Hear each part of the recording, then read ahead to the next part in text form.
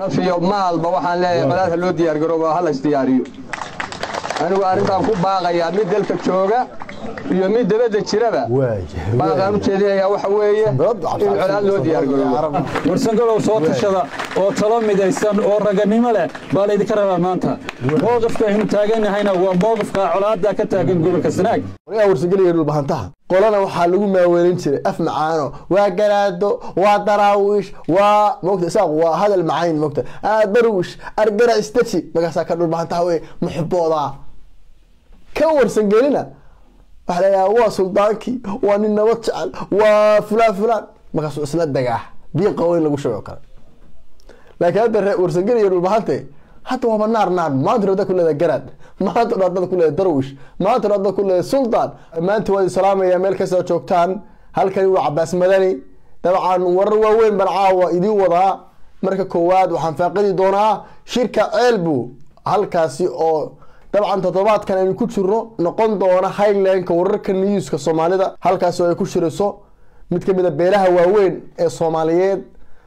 وبيش ورسنجلي محمود هرتي gobolka Sanaag majority-ga ka ahayd hadaad maqashid Sanaag gobol Sanaag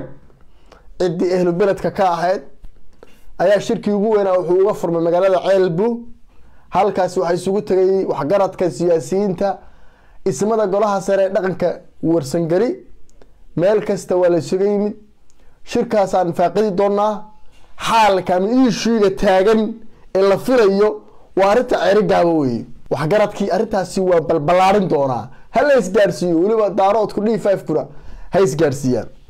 qodobka labaad aan ku soo gabagabeyn doono waxa weeye jaamacadda Camuud iyo Boorama ka hadli doonaa dhalinyaradan halkaas ku nool fariintan ay leeyahay gaarsiiyo ugu horeyn horta marka koowaad waxaan hambalyeynaya anigoo Cabbaas Madani runtii ku faraxsan dadka warsangali reerka la yiraahdo ee tolkay oo aanu tolnahay oo aanu ehelnahay warsangali aanu de asxaab badan oo kuleeyahay runtiina talaqabeena talaabo kasta qaadayaan ka absolute ka fiirsada maadaama maalmihii ugu dambeysay arinta ceergaaba ay soo kordhay waxaa jira isweydiin warsangali meeye baa la lahaa Soomaa warsangali idinka wacay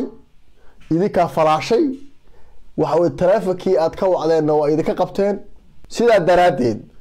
shir weyn baa ka dhacay Ceelbu ka furmay arinta laga tashanay waa ceergaabo sida muuqata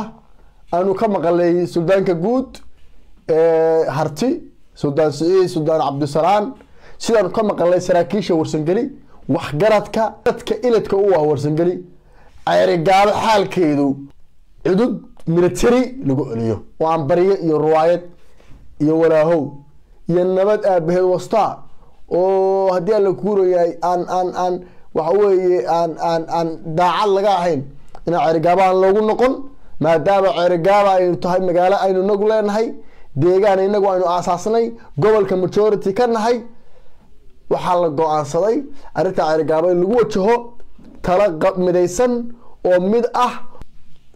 shirku halka uu ku socdo halkaas weeye xogaha hoose meel fiican bay taalaa warsangali way isu tagayeen shirka maanta furmay baa ibal furu noqday waxa la soo saaray doonana ama qodobada la soo saari doonana fariinna waa og yahay nacasna loo sheegi maayo waxaan dhageystay waxgaradkii warsangali ilaa siyaasiyiinta ilaa ciidamadii afkooda rasaas baa ka dhacaysaday naar ha naar baa ka dhacaysa waana meeshaan doonanay shirka waxaa indhaha ku hay Soomaaliya marka laga yimaado D5 indhaha ku hayaan waxaan filayaa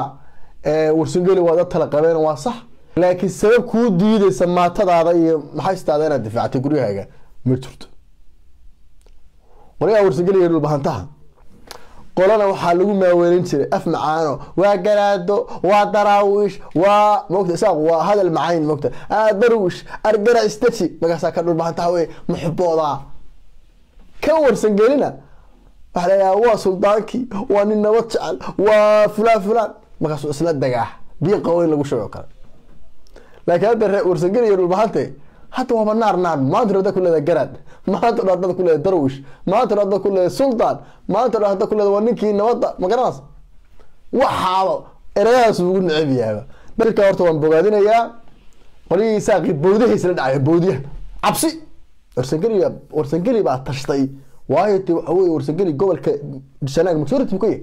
degmooyinka ugu badan isagaa degan degmo Ceerigaabo waa degan yahay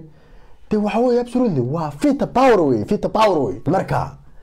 intaas waa qodob isaga marka boodihiisa la dhacayaan dhowr jeer bay isku dayeen ma garanaysa hartiga u kala qoora saraxaan kana dhulbaanta foge kana warsangeli war kana waa Maxamuud Harti kana waa Saciid Harti waa laba nin oo walaalaha way hadaad waxa weeye aad suugiisa kala jecelaysatid ama soo kala roorsatid kii ku kala waa kii kala way hadii warsangeli ka dhaansadeen waxay ka dhigan tahay dhulbaanta ka dhaansaday hadii dhulbaanta ka dhaansadeen waxay ka dhigan tahay in warsangeli ka dhaansaday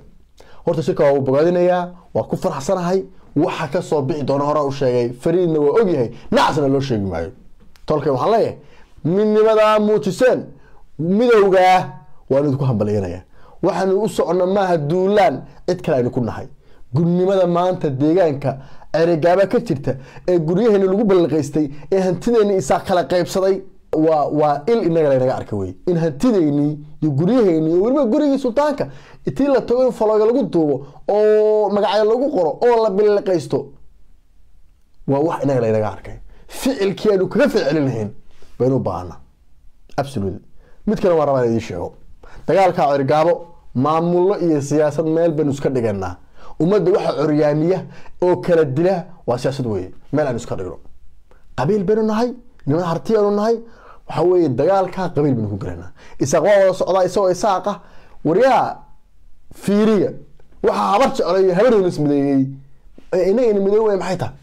oo masaafada isu jiraada ogtahay oo inagu laba nin walaalaha baynu nahayba waynu su'aanoonaa waxa weeye ka warsangeli hadii la waayo aanadiisa ka dhulbaantay qabanaysa ka dhulbaanta hadii aanadiisa la waayo ka warsangeli qabanaysa maanta meel fiican bay noo taalaa waxaanu soconaa waa guryaheeni waxaanu soconaa waa deegaankeeni Ceerigaabo maanta ay ugu dhowdahay haddaynan maanta qaban oo talada wanaagsan ay socoto ayna ka dhabeyn wallaahi oo billaahi oo tallaahi ma Ceerigaabo ma hartiga deegaanka baa la oran doonaa waxaan qabaa dadka warsangeliga iyo dhulbahantaha Ceerigaabo degan ee nidaamka SNM loo adeegsaday ee shaarka loo xidhay ee loo dawladeeyay ee Muuse Ismaaciil iyo Muuse Abubakar u dawladeeyeen in la dayacay oo warsangeli dhulbahanta dayaceen in garabkooda laga baxay intay dadaali kale inay dadaaleen marka waxa loo baahan maanta ay halgamaan diyaar u yihiin inay waxa weeye ay nafiya maalba ku bixiyaan bay diyaar u yihiin warsangeliga kale dhulbahantaha kale Ceerigaabo aan degin baan la hadlayaa maanta tulkiin waa inaad garab siisaan oo sidii ay nabad ugu noolaan lahaayeen guryahoodii ku laaban lahaayeen cid kale aan ugu amarto kaaleen marada shaydaanka ee khawaarijta ee argagixisada aanay dib uga ululan deegaankeena wayna falowga qabanaa nimankan kaliya Ceerigaabo ma ma socdaan waxa loo socdo waxa weeye laga tirtiro harti reerka la yiraahdo degmo Ceerigaabo oo waxay hadda socotay inay isku dayeen deegaanka ka sameeyaan bariga iyo koonfurtaba oo intaaba aan shaqadagi jirin waxa taas u suurta galiyeen away maamulkoodii iyo nidaamkoodii khawaarijta baabaritaan u ahaa oo qabiilkooda hubeenay ciidan iyo qabiil wada socdo balka war bal ni xoolo dhaqataa iyo ciidan wada socdo ka war oo dhul daaqsi iyo deegaamis cusub raba ka war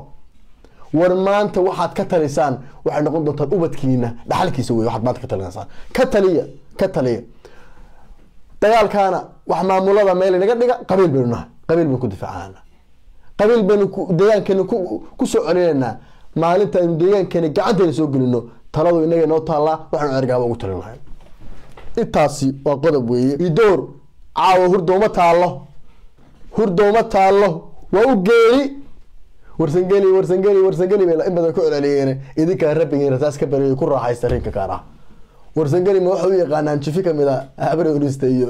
isaaq miyaa niman hartiyo Maxamuud Harti ah dadkan inay wada dhasheen oo ay qoor yihiin ma yaqaanaan miyaa isaaq waa caadif marka kule isaaq maskaxda kama fakaraan caloosha ka fakaraan oo markaas oo kale weey horay warsangeli isaaq way isu yaqaanaan dhulbahantay isaaqna way isu yaqaanaan idinka isku calaariyay ka gura taasna waa qodob weeye taariikhi la soo maray waa la hayaa oo li taariikh weeye waa halkii abwaan calmadow markuu lahaa waa dagaaladii 93 iyo 91 intuu dhaxaysay dagaalo badan oo jabhadii SNM soo qaadeen ayaa marbu gabay jeediyay waxa ku jiray mar hadii meel la daashaa libir iyo darajo keenayo boqol baa laga dalacay gaari dabadii kalma iyo kal sheekh buu wana meydkii reeruhu reeru way door way waqooyi doorkii waxa weeye dubays baan Umar ogeyn jixdu dumo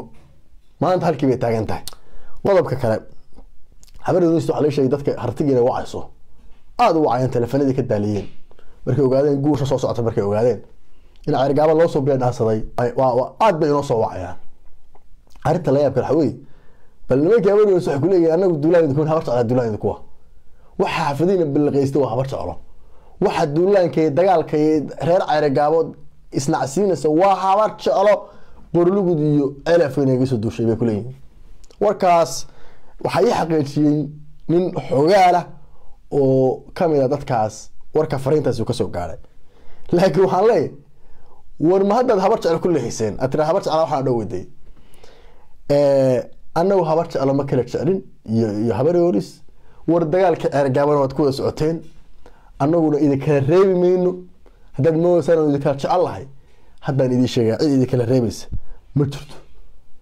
dhamac baad labadiinoo wada socdo wada kulaasheen waxa xafadaha bilqisanay habar jecel kaliya ma ana habar yoris iyada hogaaminaysay oo leeliga u haysay leedika asmac ma hadal caata waalid fariimaha idinka soo baxayna oo ogna xogtina waahina habar jecelo waxba ku xaageen habar jecel habar yoris isku majlis bay maanta anaga taagayeen intaas waa qodob weey arinta kale waxa la sheegay laftigoodu in khilaafaad badan uu jiro oo kala shaki badan uu jiro oo xitaa laftigoodu ay qaadkii kala boobeen in la yiraahdo Ibrahim Haruud labada cisho ugu dambeeyay qaad baa laga boobay ninka soo habar jeclaa nin la yiraahdo Mishaarto Muuse Ismaaciil ayaa qaadkiisii boobay meesha waa isku soo dhawanayaa moogta halka baan ku jirnaa waxaan la dirsanaa janaahir iyo riwaayadaha wala hawda baa la isugu soo dhawanaya waxa la sheegay shalay nin Cali Barraa oo habar jeclaa inuu ku dhaawacmay oo iyaga laftigooda xaaladoodu ay aad iyo aad u liidato marka anu ma kala jecli waxa weeye door isaaranay war waa u soo beendaasaday haddaad carar lahaydeen haddaad baxsan lahaydeen haddaad gacmaha taagi lahaydeen haddaad isdhiibi lahaydeen haddaad calama cadcad taagi lahaydeen idinka idin taala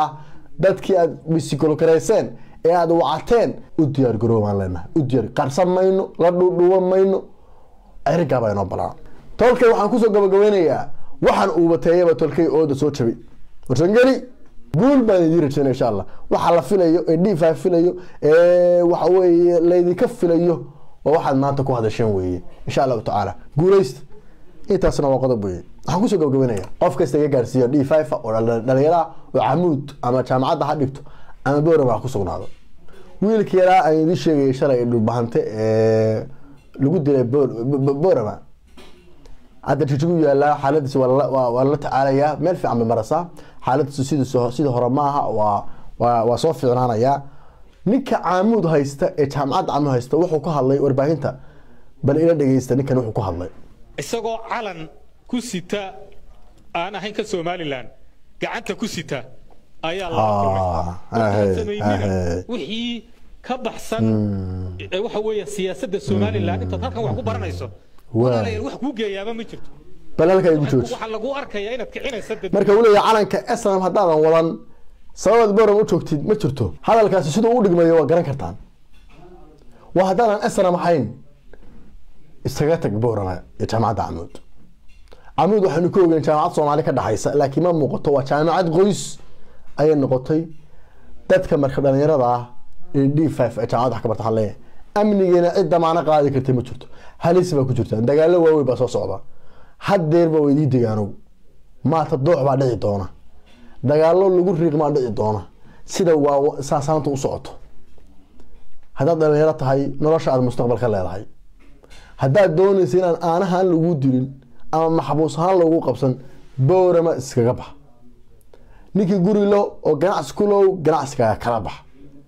ninkii D5 ku sugan Boorama iskaga bax ninkii jaamacadda Camuud dhigto iskaga bax meesha amni kuma haysataan amni kuma helaysaan sidaas ka asala wiilkii la dilay ee la jir dilay la sugu tagay in la yiraahdo gaaribu ka dhacayo kiiskiisa la mooso oo markii la dhaawacay oo la dilay oo la geeyay isbitaalka in la yiraahdo maxbuus oo xalay qisada ka sheekay qaabkan ku soo waxa amba bixinay markii shalay waxa weeye hadii la kuurayay jijiga la geenay waxa la wacay dadkii eheladiisii oo lagu yiri maxbuus buu haay maxaad ninka u fasaxdeen dambi uu galay dagaaladii laas arad buu galay dagaaladii dacwale buu ka qayb qaatay waa nin D5 way dabiyo weyn buu ka qaaday marka mar hadaba xaalad dalka maraso amni isku halay ma lahe nin waliba alaabtiisa xamxamkiisa ka ururso dowrabana meel la isku halayn kara ma aha jaamacadaasna jaamacadii hore la yaqaanay camudo ma aha waa jaamacad qoys ka tashada oo ka diyaar garoowa oo qalabkana ka urursada oo meel ugu soo wada jeesto insha Allah taala sidaas booramo baneeyo booramo ninkii guri kuloo banee ninkii hadii la ku reeyo hanti kuloo banee hadhow adigoo maxbuus saa lagu haysto hadhow waa daaraad baanay waa la qabtay soo kuwa sheegin soo kuwa digin hadda ba diginta gaarsiye khayr ba beerashana